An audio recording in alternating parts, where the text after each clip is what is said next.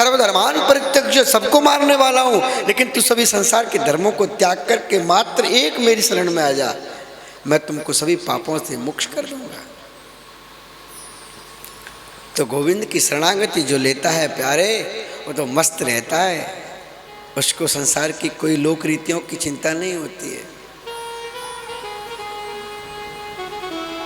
एक कहावत कहते हमारे ब्रज में, आवे तो वेलकम और जावे तो, बोलो बांके बिहारी लाल की। क्योंकि संसार में कोई किसी को न तो ला सकता, एक अनुग्रह कर सकते हैं, आ सकता है, जा सकता है। आज सुखदेव भगवान जैसे आसन पर विराजमान हुए, उनसे कहा प्रभु अगर इनको आप जल्दी से नहीं रोकोगे तो ये चले जाएंगे, इनके सामने एक अपना प्रश्न रख दीजिए। और जैसे सुखदेव भगवान विराजमान हुए तो उनका अर्घपाद्य आचमन में ज्यादा समय न लगा करके और राजा परीक्षित ने प्रश्न कर दिया, अतः प्रक्ष्यामि संसेद्यं योगिनां परमं गुरु। योगियों में भी परम गुरु है प्रभु आप। हम आपको एक प्रश्न करना चाहते हैं, मैं आपसे कुछ पूछना चाहता हूं। पुरुषस्य यत् कार्यं म्रियमाणस्य सर्वथा। प्रभु मरने वाले को क्या करना चाहिए?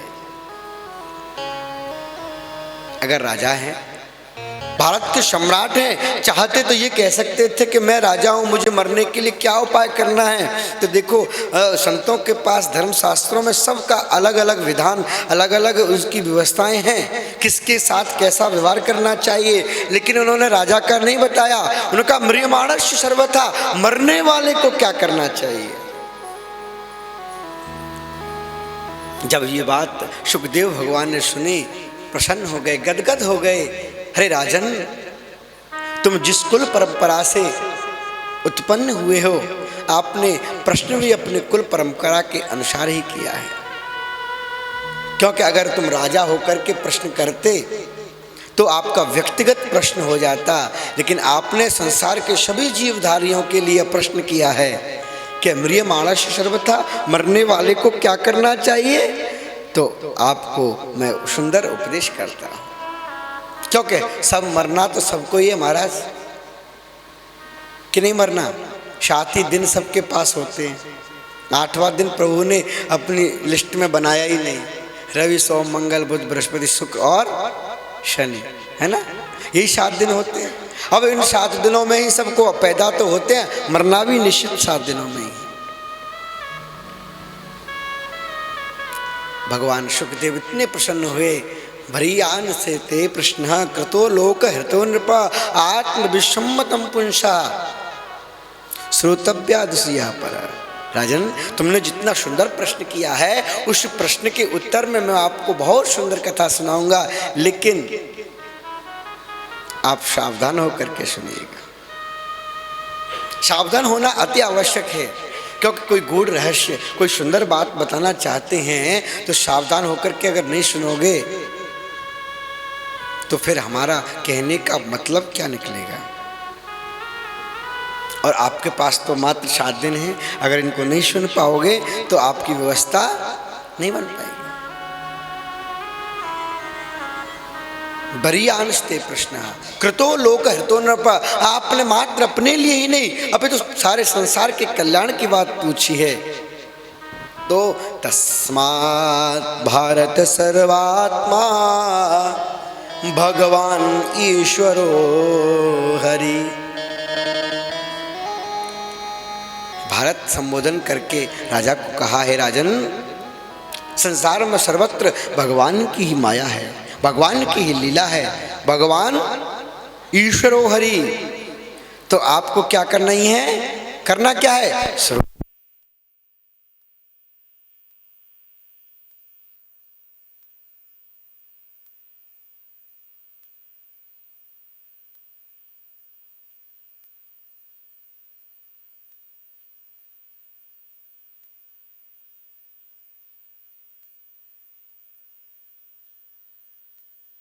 जय गोपी जन वल्लभ,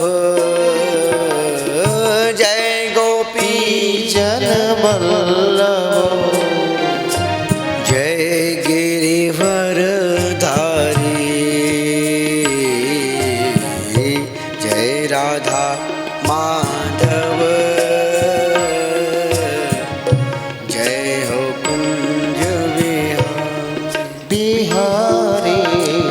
जय राधा माधव जय कुंज बिहारी। सुखदेव जी कहते हैं राजन, बहुत सुंदर प्रश्न किया। श्रोतव्य सबसे पहला काम है आप भगवान की कथाओं को श्रवण करो। श्रोतव्य सुनो, सुनने से क्या होगा? देखो, अगर भगवान की जब तक लीलाओं को नहीं सुनेंगे, उनकी कृपा को नहीं कोई और दूसरा नहीं है जो आपको सुन ले। क्योंकि संसार में सब कुछ कर सकता है आदमी, लेकिन एक दूसरे की सुनता नहीं है। सुनना सबसे बड़ा मुश्किल का काम है, क्योंकि अगर सुनने के लिए उद्यत हो जाता है, आपकी बात को सुन ले, आपकी व्यथा कथा को सुन ले, समझना कि ये मेरा सबसे बड़ा प्रेमी है, हितैषी है। तो सबसे पहले सुनो, श्रवणम कीर्तनम विष्णु कीर्तव्यश्च स्मर्तव्यश्च चिताभयम, और भगवान का स्मरण करो। प्रभु आप पूछते हो क्या 7 दिन में किसी का मोक्ष हो सकता है? तो हे राजन, खट्वांगो नाम राजर्षेर ज्ञात्वयत्ता विमायुष मुहूर्ता मुस्रजस्य गतवान भयम हरि।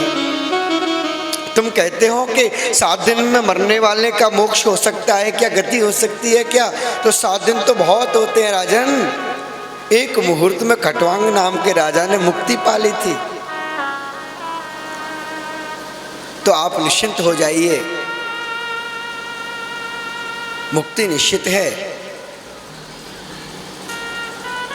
सबसे पहले भगवान की शरण ग्रहण करने के लिए, भगवान के चरणों में जाने के लिए कुछ नियम बताए। नियम में सबसे पहला बताया, जिताशनो जित श्वासो जित संगो जितेंद्रिय। सबसे पहले राजन अपने आसन को जीतो। अगर तुम अपना आसन जीत लोगे, तभी तो भगवान की तपस्या करने के लिए, तभी तो भगवान का पूजन करने के लिए, तभी तो भगवान की कथा सुनने के लिए बैठ सकते हो।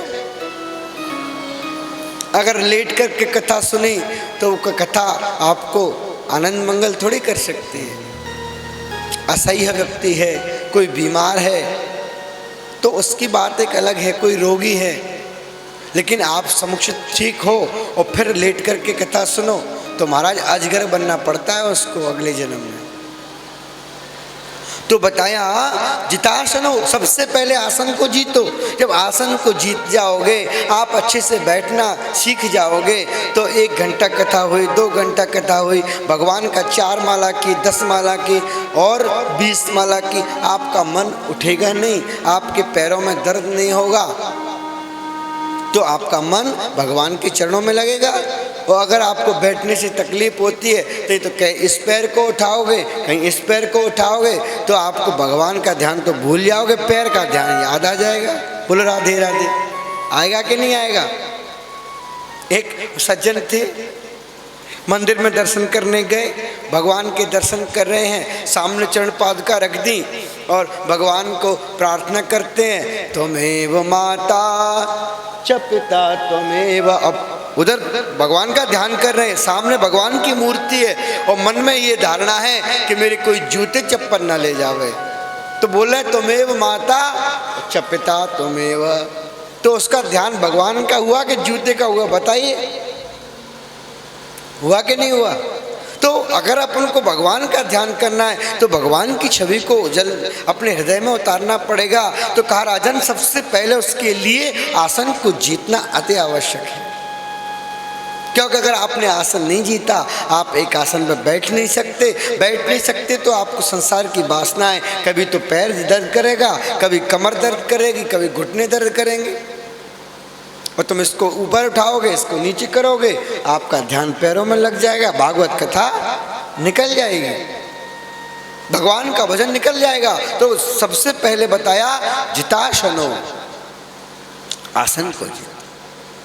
दूसरे नंबर पर बताया जित श्वास हो, अपनी श्वास को जीतो, श्वास को नियंत्रण में रखो। प्राणायाम की पद्धति आती हैं। आज योग गुरु के माध्यम से सब लोग प्राणायाम करते हैं। तो क्या करते हैं, सांस को खींचते हैं, अंदर रखते हैं, फिर बाहर निकालते हैं। उसको पूरक, रेचक और कुंभक नाम से जाना जाता है। उससे आपको हृदय की बीमारी, अटैक की शिकायत इत्यादि नहीं होती है। अपना खून का संचार विधिवत चलता रहता है। तो श्वास को जीतने से क्या होगा कि आपका स्वास्थ्य ठीक रहेगा, आपकी तबीयत नहीं बिगड़ सकती। अगर आप नित्य प्रति प्राणायाम करते हैं तो आपकी रीढ़ की हड्डी में दिक्कत नहीं आ सकती। अगर आप प्राणायाम करते हैं तो आपकी ब्लॉकेज नलियां नहीं हो सकती। अगर आप नित्य प्रति प्राणायाम करते हैं तो क्यों? क्योंकि वह सांस का संचार, खून का सही चलता है, शेड्यूल सही ठीक हो जाता है। तो सबसे पहले जितासन हो, जित श्वास हो, श्वास का नियंत्रण करो। तीसरी नंबर पे आता है जित संगो जितेंद्रिय। हे राजन, संग का जीतना भी अति आवश्यक है। अगर तुमने संग नहीं जीता, अगर तुमने संग नहीं जीता तो क्या किया? कुछ नहीं किया। क्योंकि संगत से गुण आते हैं, संगत से गुण जात। बांस फ्रांस की फीकरी, एक न मोल बिका। उसी बांस में से एक झाड़ू बनता है कि नहीं बनता? वो 10 रुपए का बाजार में मिल जाएगा आपको। और उसी बांस की एक बांसुरी बनती है जो हजारों रुपए में प्राप्त होती है। तो सब संगत का ही असर है। उसने संगत किसकी की? महापुरुषों की साधना करने वाले की संगत की, तो उसका बांसुरी बनाकर के प्राप्त हो गया। उसकी कीमत हजारों रुपए की है। और वही बांस, तो अगर अपनी संगत अच्छी है, आपको सत्संग करने की इच्छा हो जाती है,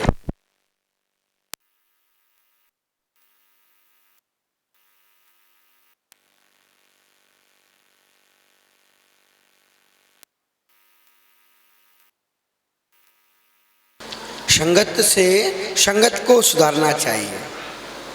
क्योंकि संग अगर आपका अच्छा होगा, जैसी करोगे संगत वैसी होगी रंगत। कहते हैं ना, जैसा पियोगे पानी वैसी बोलोगे वाणी, जैसा खाओगे अन्न वैसा रहेगा मन। तो ये सब सारा सिस्टम उसी से चलता है। सबसे पहले बताया सुंदर बात कि संगत अच्छी होना चाहिए। हमारे ऋषि धर्म शास्त्रों में क्या है? संगत कर अच्छे लोगों की, दवा मिल जाएगी सभी रोगों की। संगत कर अच्छे लोगों की, दवा मिल जाएगी सभी रोगों की। मुक्ति के साथ साथ मन कर ले भक्ति के साथ साथ मन कर ले। रोज थोड़ा थोड़ा हरि का भजन कर ले, रोज थोड़ा थोड़ा हरि का भजन कर ले। ज़्यादा नहीं हो सकता, एक घड़ी आधी घड़ी, आदि में पुण्याद। एक घड़ी अगर किसी सत्पुरुष संग की संगत मिल जाती है तो अपन को कुछ न कुछ ज्ञान होगा। अगर एक घड़ी नहीं मिलती, आधी घड़ी मिल जाए, आदि में पुण्याद। तुलसीदास जी तो कहते हैं आदि में पुण्याद, और तुलसी संगत साधु की हरे कोटि अपराध। हजारों जन्मों के अगर कोटि अपराध भी आपके अगर हैं और आपने सत्पुरुष की संगत की, तो आपकी संगत से वह अपराध क्षमा हो जाते हैं, शांति मिल जाती है। हमको भी आपको भी संतों का संग करना चाहिए, सत्संगी पुरुषों का संग करना चाहिए। जितेंद्रिय, इंद्रियों को जीतना चाहिए। देखना इंद्रियों के न घोड़े भगे, इनमें हरदम ये संयम के पोगड़े लगे। अपने रथ को सुमार्ग लगाते चलो, कृष्ण गोविंद गोपाल गाते चलो। देखना इंद्रियों के न घोड़े भगे, क्योंकि जो इंद्रियां हैं ना, आंखें तो कहती हैं सुंदर दृश्य चाहिए देखने के लिए, नेत्र कहते सुंदर दृश्य चाहिए, हाथ कहते हैं सुंदर स्पर्श चाहिए, कान कहते हैं सुंदर संगीत चाहिए,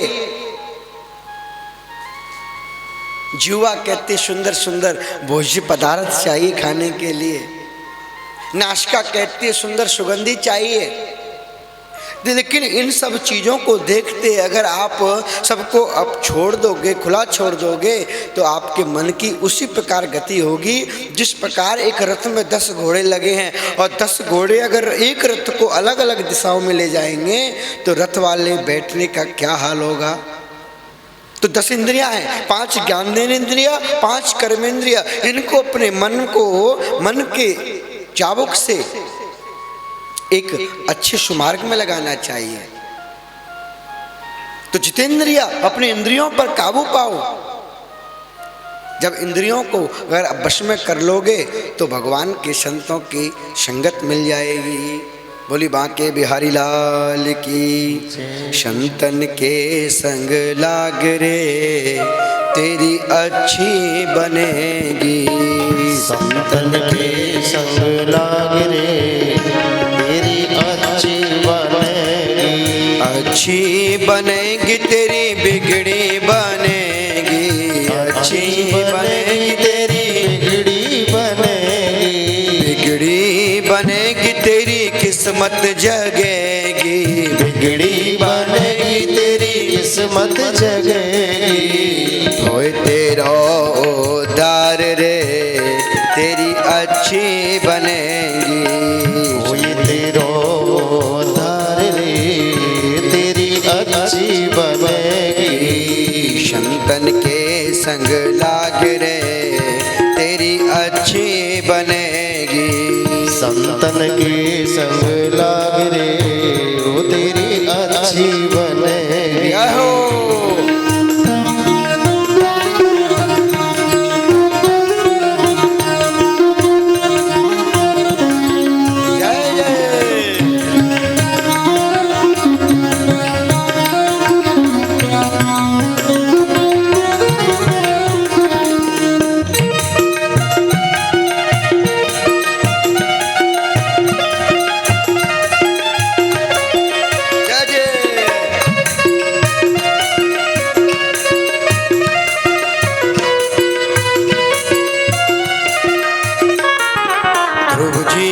बन गई प्रहलाद जी की बन गई, प्रभु जी की बन गई प्रहलाद जी की बन गई, प्रभु जी की बन गई प्रहलाद जी की बन गई, प्रभु जी की बन गई प्रहलाद जी की बन गई, हर सुमिरन में जागरे तेरी अच्छी बनेगी, हर सुमिरन में जागरे तेरी अच्छी बनेगी, संतन के संग लाग रे तेरी अच्छी बनेगी, संतन के संग लाग रे तेरी अच्छी बनेगी, कागा से तो ये हंस करेंगे, कागा से तो ये हंस करेंगे, हंस करेंगे तो है हंस करेंगे, हंस करेंगे तो हंस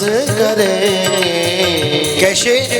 एक कागा, हंस का एक बच्चा, वह आसमान में से एक कीचड़ में गिर गया, कीचड़ में गिर गया, कीचड़ में गिरने से हंस का स्वरूप होता है सफेद और वह हो गया काला। उसने अपने आप को सोचा अरे मैं तो कौआ हूँ, कौआ हूँ मैं इनकी संगत नहीं कर सकता। तो उसने क्या किया, कीचड़ में गिरने से अपने हंसों की टोली को छोड़ करके और कौओं की संगत करने लग गया। कौए क्या करते हैं? काँव काँव करते हैं, कीट पतंग इत्यादि भक्षण करते हैं। एक बार की बात, हंसों की कोई टोली ऊपर से जा रही तो उन्होंने देखा, अरे ये तो हमारा बालक है, ये कीचड़ में गिरने से धूमिल हो गया, ये कौओं की संगत करता है, अरे हमारी जाति के लिए धिक्कार है, ये इस तरह से धूमिल हो गया, इसको पकड़ करके चलो ले चलते हैं, सत्संग के गोटे में लगाते गंगा जी स्नान कराएंगे। जैसे हंस लोग उनके पास गए, अरे भगवान तुमसे मैं छुपने योग्य भी नहीं हो, तुम तो बहुत सुंदर हो, मैं कितना काला कलूटा गंदगी से भरा हुआ, आप दूर हो जाओ, मुझको मत छुओ, मैं तो पापी हूँ, दुराचारी हूँ। अपने आप को कोसने लग गया। लेकिन गुरु सदगुरुदेव रूपी जो हंस थे उन्होंने क्या किया, तो कितना ही पापी हो, अपना लिया। जब गुरुजी दीक्षा देते क्या करते, यही तो करते हैं हम पर अनुग्रह, हमको अपना लेते हैं और अपना करके सुंदर मंत्र दीक्षा देते हैं। आज वही हंसों की टोली ने उस अपने बच्चे को लिया और गंगा जी की धारा में डुबकी लगाई। जैसे उसकी पीठ पर, उसके पंख पर, उसके शरीर पर कारोच लगी हुई थी, सारी धुल गई, सफेद दिव्य देह धारण हो गया। तब तो वह खुश हो गया, अरे मैं तो हंस बन गया। ऐसे ही तो संत सत्संग वाले हमको क्या कृपा करते हैं, दीक्षा दे करके मंत्र दीक्षा देते हैं और हमें सत्संग में लगा देते हैं। तो वही कर रहे हैं, कागा से तो है हंस करेंगे, कागा से तो हंस करेंगे, ओ हंस करेंगे तो है हंस करेंगे, हंस करेंगे तो हंस करेंगे। मिट जाए और के दाग रे तेरी अच्छी बनेगी, मिट जाए और के दाग रे तेरी अच्छी बनेगी। शंतन के संग लाग रे तेरी अच्छी बनेगी, संतन के संग लाग रे तेरी अच्छी बनेगी। मोहन सा में बहुत दिन सोया, मोहन सा में बहुत दिन सोया, मोहन सा में बहुत दिन सोया, मोहन सा में बहुत दिन सोया।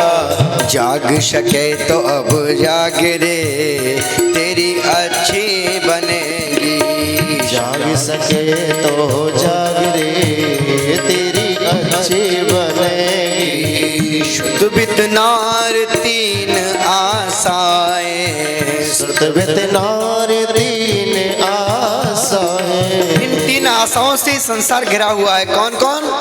शुद्ध बितनार तीन आशाएं, शुद्ध बितनार तीन आशाएं। त्याग सके तो इन्हें त्याग रे तेरी अच्छी बनेगी, त्याग सके तो त्याग रे तेरी अच्छी बनेगी। शंतन के संग लाग रे तेरी अच्छी बनेगी, शंतन के संग लाग रे तेरी अच्छी बनेगी। कहत कबीर सुनो भाई साधु, कहत कबीर सुनो भाई साधु, कहत कबीर राम सुमिरन में, कहत कबीर राम सुमिरन में। पाक सके तो अब पाग रे तेरी अच्छी बनेगी, शंतन के संग लाग रे तेरी अच्छी बनेगी, शंतन के संग लाग रे तेरी अच्छी बनेगी। बोलो संत भगवान की। तो कहा जित श्वासो जित संगो जितेंद्रिय, संग को जीत करके अच्छे सुंदर लोगों की संगत करो। आप सुंदर लोगों की संगत करोगे तो देखो, तम्बाकू पीने वाले की संगत करोगे तो एक न एक दिन आपका भी मन करेगा कि एक हाथ गुटखा तो मैं भी लगा लूं तम्बाकू का। करेगा कि नहीं करेगा? गुड़ुर गुड़ुर करते हैं वो। बीड़ी पीने वाले की संगत करोगे तो मन करेगा भैया 10 दिन नहीं पिएगा, 1 महीने नहीं पिएगा, एक न एक दिन तो मन में आ ही जाएगा, अरे यार सब लोग पी रहे हैं, क्या मरे जा रहे हैं, चलो एक जिंदगी है। मतलब वो एक जिंदगी को सही करने के लिए बीड़ी पी सकता है, गुटखा खा सकता है, तम्बाकू खा सकता है, लेकिन ये नहीं कर सकता एक जिंदगी है भगवान का भजन कर लूं। संसार में सब चीज मिल सकती हैं, पुनर्व्यक्ति, पुनर्मित्रम, पुनर्भार्या, पुनर् बपू, मित्र दोबारा मिल सकते हैं, मित्र भी दोबारा मिल सकते हैं, भार्या स्त्री भी दोबारा दूसरी मिल सकती है, पुनर्मही भूमि भी दूसरी मिल सकती है, लेकिन है देवदारियों के लिए यह मनुष्य देह दोबारा नहीं मिलता। जन्म जन्म मुनि जतन कराही, अंत काल अंत नाम कभी निकषत ना है। अंत समय में इसीलिए जन्म जन्मांतरों के जब 84 लाख योनियों के चक्कर काट कर के जीव आता है तो कहते हैं जितेंद्रिय स्थूले भगवतो रूपम मने संधार ये धिया, मन को भगवान के स्थूल से लेकर के सूक्ष्म रूप तक भगवान के चरणों में लगा दो। जरा सारा सृष्टि प्रपंच है उसको भगवान की एक लीला समझो। लीला कैसे समझे? जितने भी पहाड़ हैं, पर्वत हैं, बड़े बड़े विशाल वृक्ष हैं, वह भगवान की सब हड्डियां मान करके और उसमें वृक्ष खड़े हुए हैं तो समझो अपने शरीर में जैसे रोमावली खड़ी हैं, भगवान की रोमावलियां हैं। जितने बड़े बड़े झरने नदी हैं वह समझो भगवान की नाड़ियां हैं। नाड़ियों में जिस प्रकार रक्त संचार चलता है ना, वैसे भगवान की इस नदी में और झरनों में भगवान का रक्त संचाप चल करके नाड़ियां चल रही हैं। पाताल में तस्हि पाद मूलम प्रपंच पार्थे प्रपते रसातलम महातलम विश्वचरौत गुल्फो तलातलम वै पुरुषस्य जंगे। 7 लोग ऊपर 7 लोग नीचे, भू भुव स्व महा जन तप सत्य, ये 7 लोग ऊपर के हैं। वह कटी स्थान से ऊपर का लोक भगवान का समझो। भू भुव स्व मन जन तप और सत्य लोक। इसी के नीचे का जो लोक है वह है अतल वितल तलातल रसातल पाताल। ये 7 लोग नीचे 7 लोग ऊपर के, यह भगवान के विराट स्वरूप का वर्णन किया जा रहा है। भगवान के स्वरूप के लिए उपासना करना है। अगर सकाम उपासना करते हो कि हमको कुछ नहीं करना, हमको धर्म करना है, तो सकाम उपासना के लिए भगवान से प्रार्थना कर सकते हो, प्रभु हमको और कुछ नहीं चाहिए, आपके चरणों की भक्ति चाहिए। और एक कामना की उपासना होती है, तो प्रभु मेरे संतान नहीं है, मेरे पुत्र हो जावे, मैं भागवत कथा करूँगा। मेरी माँ बीमार, मेरे पिता बीमार, मैं महामृत्युंजय करवाऊंगा। तो वह कामना से किया हुआ भजन हो गया। भजन तो हुआ, यज्ञ भी हुआ, लेकिन वह कामना से। लेकिन निष्काम भाव से जो कार्य किया जाता है वह ये कार्य होता है कि भगवान की कृपा मिल जाए, भगवान की कृपा बनी रहे, बस यही चाहते हैं। वो आज हमारे तिवारी जी ने किया। बोलो राधे राधे। वैसे कहना नहीं चाहिए, इन्होंने अपना नाम भी उसमें नहीं दिया आयोजक में। हमने कहा भाई नाम तो कि नहीं पंडित जी ये नाम में क्या रखा है, सब बिहारी जी करने कराने वाले हैं। मेरे तो मन में एक संकल्प आया कि मुझको भागवत कथा श्रवण करनी है, आप सुना दीजिए, हो गया कल्याण। हमने कहा 2-4 लोग कोई आएंगे कि आ जाए तो ठीक है, सबको निमंत्रण तो देंगे, नहीं आएंगे तो जैसी ठाकुर जी की चाप को बिहारी जी को सुनानी है। तो ये हुआ सकाम उपासना।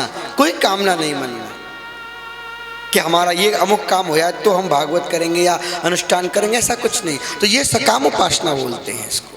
सकाम उपासना का मतलब कि हम व्यक्ति हैं, हमको जीवन मिला है, हमको धर्म का आचरण करना चाहिए। धर्म की जो रक्षा करता, धर्मो रक्षति रक्षिता। अगर आप धर्म की रक्षा करते हैं तो धर्म आपकी भी रक्षा करेगा। इसलिए नहीं कि मेरे पुत्र हो जाए तो मैं भागवत करूँगा, मेरा विवाह हो जाए तो मैं भागवत करूँगा। ये तो कामना की उपासना हो गई। सद्यो मुक्ति, क्रम मुक्ति का वर्णन किया सुखदेव जी ने। सद्यो मुक्ति तो वह है साक्षात भगवान नारायण की उपासना करके जिस प्रकार ध्रुव और प्रहलाद ने परमात्मा को प्रकट कर लिया। गजेंद्र ने भगवान हरि का उपासना करके उद्धार कर लिया, वह है सद्यो मुक्ति।